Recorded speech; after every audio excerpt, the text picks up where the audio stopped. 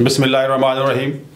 अस्सलाम वालेकुम नाज़रीन, मैं हूं republicpolicy.com के प्लेटफॉर्म से ताहिर मकसूद शीना और मेरे साथ हैं मलिक अब्दुल लतीफ़ साहब। नाज़रीन इकराम, आज पाकिस्तान की जो अदलिया है उसकी तारीख का बड़ा हंगामा खेज़ दिन था। आज बड़े अहम फैसले हुए। उनमें से एक फ़ैसला जो सुप्रीम कोर्ट ऑफ पाकिस्तान से आया वो था साबका सदर परवेज़ मुशर्रफ की सज़ाए मौत की बहाली का। तो इसका जो बैकग्राउंड है कि उन्होंने क्या किया था जिसकी वजह से उन्हें सज़ाए मौत हुई, तो क्या कानून क्या है और फिर वो सुप्रीम कोर्ट तक मामला कैसे पहुंचा, ये सब बातें जानते हैं मलिक अब्दुल लतीफ़ साहब। जी सर, राय जी शुक्रिया जो सब। बिस्मिल्लाहिर्रहमानिर्रहीम, अल्लाहुम्मा सल्ली अला मुहम्मद व आले मुहम्मद। जी नादरीन, जनरल परवेज़ मुशर्रफ मरहूम साहब ने 3 नवंबर 2007 को मुल्क में एमरजेंसी नाफिज की थी। वो वक़्त गुज़रा बाद में जब 2013 में मुस्लिम लीग नवाज़ की गवर्नमेंट वजूद में आई, जिसका उस वक़्त प्राइम मिनिस्टर मियां नवाज शरीफ साहब थे, तो इन्होंने ये एक रेफरेंस भेजा कि 3 नवंबर 2007 को परवेज़ मुशर्रफ साहब ने ये जो एमरजेंसी लगाई थी ये आइन को एब्रोगेट किया था, यानी आइन से गद्दारी की थी, और ये उन्होंने रेफरेंस भेजा। यहाँ पे मैं नाज़रीन को क्लियर कर दूँ कि जो आइन से गद्दारी, जो आर्टिकल 6 आइन का, जिसमें कि आइन की को सबवर्ट करना या एब्रोगेट करना, तो जिसको जुर्म करार दिया गया, इसके लिए फिर हाई ट्रीजन एक्ट 1973 का है पाकिस्तान में, जिसमें इसकी सज़ा जो है कि आइन के साथ गद्दारी करना, सबवर्ट करना, एब्रोगेट करना, जिसकी सज़ाए मौत तजवीज़ की गई। तो ये अख्तियार फेडरल गवर्नमेंट का ही है, ये किसी लॉ इन्फोर्समेंट एजेंसी का नहीं है, जिस तरह बाकी कवानीन है जिसमें FIR दर्ज हो जाती है या फिर मुकदमा दर्ज हो गया, तफ्तीश हुई या अदालत में वो केस चला गया। तो ये जो आर्टिकल 6 के लिए फेडरल गवर्नमेंट ही एम्पावर्ड है कि वो रेफरेंस भेजे। तो उन्होंने रेफरेंस भेजा, फिर इस पे खसूसी ट्रिब्यूनल जो है वो कायम हुआ, जिसको हेड किया था पेशावर हाई कोर्ट के चीफ जस्टिस सेठ वक्कार साहब ने, जिन्होंने परवेज़ मुशर्रफ साहब का कोई कमोबेश 4 साल इस रेफरेंस का ट्रायल होता रहा, और फाइनली उन्होंने गालिबन 2019 में तो परवेज़ मुशर्रफ साहब को सज़ाए मौत सुना दी, और ये उनकी एब्सेंशिया में, गैर हाज़िरी में ये सज़ा सुनाई गई थी। परवेज़ मुशर्रफ साहब उस वक़्त मुल्क छोड़ के जा चुके थे, वो गालिबन दुबई में रिहाइश पजीर थे। फिर लाहौर हाई कोर्ट ने इस फैसले को, न सिर्फ फैसले को कलअदम करार दिया, बल्कि उस खसूसी ट्रिब्यूनल को ही गैर कानूनी करार दे दिया। फिर उस फैसले के ख़िलाफ़ ये सुप्रीम कोर्ट में अपील आई, और उस पे आज सुप्रीम कोर्ट ऑफ पाकिस्तान ने वो खसूसी ट्रिब्यूनल का फ़ैसला बहाल रखा, जिसने परवेज़ मुशर्रफ साहब को सज़ाए मौत सुनाई थी।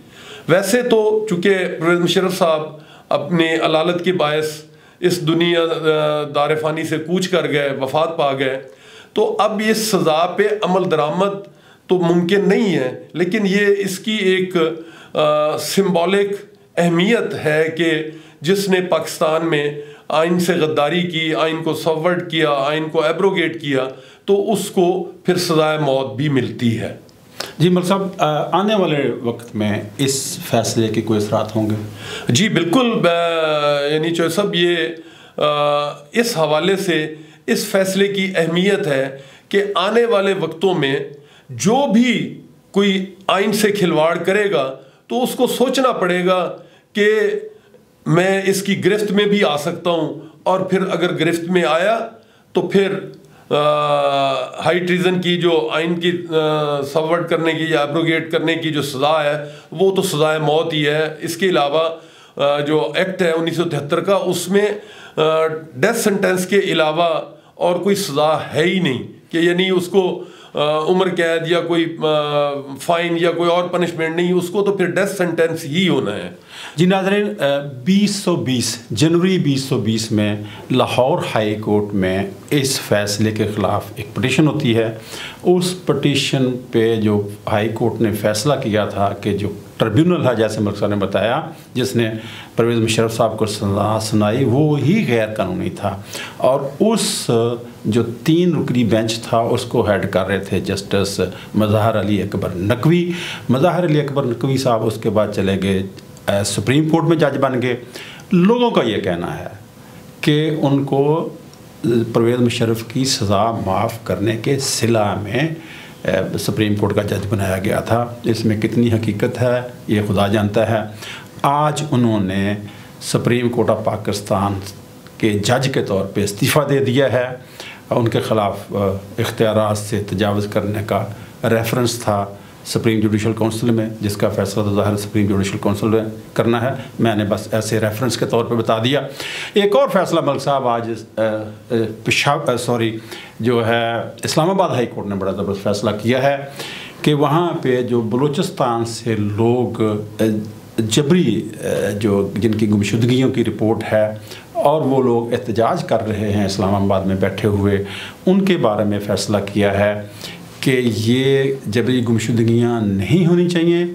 और हाई कोर्ट जो है इस्लामाबाद हाई कोर्ट ने ये फ़ैसला किया है कि जो बलूचिस्तान की एंटी टेररिस्ट कोर्ट्स हैं उनको फ़ाल किया जाए, और अगर कोई लोग किसी जुर्म में मुलव्वस हैं तो उनका वहाँ पे ट्रायल किया जाए। मलिक साहब, आप इस फैसला किस तरह देखते हैं? जी चौधरी साहब, मैं पहले तो जो आपने बताया नाज़रीन को कि जस्टिस मज़हर अली अकबर नकवी साहब ने आज रिज़ाइन किया है, और पहले खैर वो हेयर से मैं उस पर क्या तबसरा करूं कि आपने बताया कि जी लोगों का ये ख्याल है या ये सुना है, तो इस पे तो खैर क्या राय दी जा सकती है। तो उनके ख़िलाफ़ सुप्रीम जुडिशल काउंसिल में कार्रवाई चल रही थी, उन्होंने आज रिज़ाइन कर दिया है। तो ये तो देखना पड़ेगा कि उन्होंने रेजिग्नेशन में कोई रीज़न्स अपनी दी हैं या नहीं। और आम तौर पर जो साबका रिवायात हैं कि अगर किसी के ख़िलाफ़ सुप्रीम जुडिशल काउंसिल में कार्रवाई हो रही हो और अगर वो रिज़ाइन कर जाए तो फिर आम तौर पे वो सुप्रीम जुडिशल काउंसिल की कार्रवाई वहीं पे रोक दी जाती है, ख़त्म कर दी जाती है, क्योंकि जो जस्टिस साहब हैं उन्होंने रिज़ाइन कर दिया है। अब आते हैं आपके दूसरे सवाल पे। मैं इस्लामाबाद हाई कोर्ट के इस फैसले को बड़ा खुश आइंद और बड़ा अच्छा फ़ैसला देखता हूँ कि ये किसी भी मुअज़्ज़म माशरे में इसकी कोई गुंजाइश नहीं है कि एक बंदे को गायब कर दिया जाए और वो महीनों सालों तक गायब रहे कि जी उस पर इल्ज़ाम ये हो कि ये एंटी स्टेट एक्टिविटीज़ में मुलव्वस हैं। भाई, जो मुल्क का जुडिशल सिस्टम है, जो अदालती निज़ाम है, अगर उसने कोई जुर्म किया है तो जो कवानीन है उसके तहत उसको ट्रायल करें, उसको अदालत में पेश करें, उसके ख़िलाफ़ जो मवाद है वो अदालत में पेश किया जाए। और अगर हमारे मुल्क के मुक़्तदर इदारे, जो इंटेलिजेंस एजेंसीज़, अगर वो समझती हैं कि जो मुल्क के मौजूदा कवानीन हैं वो इसका अहाता नहीं कर पा रहे, तो उसके लिए लेजिस्लेशन हो सकती है कि बाकायदा कानून साजी कर ली जाए। कम अज़ कम जिस बंदे को इस एलिगेशन पे कि जी ये एंटी स्टेट एक्टिविटीज़ में इन्वॉल्व है उसको उठा लिया जाता है, भाई उसके पसमानदगान को भी पता चले कि इसने किया क्या है, और उसको जो अदालत है, जो अदालती निज़ाम है, उसमें उसको पेश किया जाए, वहाँ उसको सफाई का भी मौका देना चाहिए। तो मैं इसको बहुत अच्छा समझता हूँ। और ये बात जो फैसले में की गई है कि आने वाले वक्तों में कि पुलिस जो है इंटेलिजेंस एजेंसीज़ के लोगों से भी वो इंक्वायर करेंगी कि जी आपने बंदे को क्यों उठाया है, तो ये बात बिल्कुल सही है, होनी चाहिए।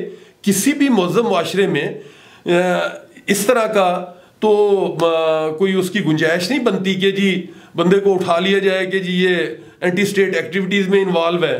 भाई, उसने जो भी किया है उसको उसका बाकायदा कानून साजी करनी चाहिए और उसको जो अदालती निज़ाम है उसमें पेश करना चाहिए कि उसके ख़िलाफ़ इंटेलिजेंस एजेंसीज़ को चाहिए कि अगर वो किसी बंदे को समझती हैं कि ये एंटी स्टेट एक्टिविटीज़ में इन्वॉल्व है तो उसके खिलाफ एविडेंस इकट्ठी करें, उस एविडेंस के बेस पे उसको जो अदालती निज़ाम है उसमें पेश किया जाए और उसका वहाँ पे ट्रायल होना चाहिए। जी यकीनन नाज़रीन, इससे ना सिर्फ लोगों का अदालतों पे एतमाद बढ़ेगा बल्कि हुकूमत वक्त जो है उस पे भी लोगों का एतमाद बढ़ेगा कि इंसाफ के लिए कोई अदारा एक ऐसा है जहाँ पे लोगों की सुनी जाती है।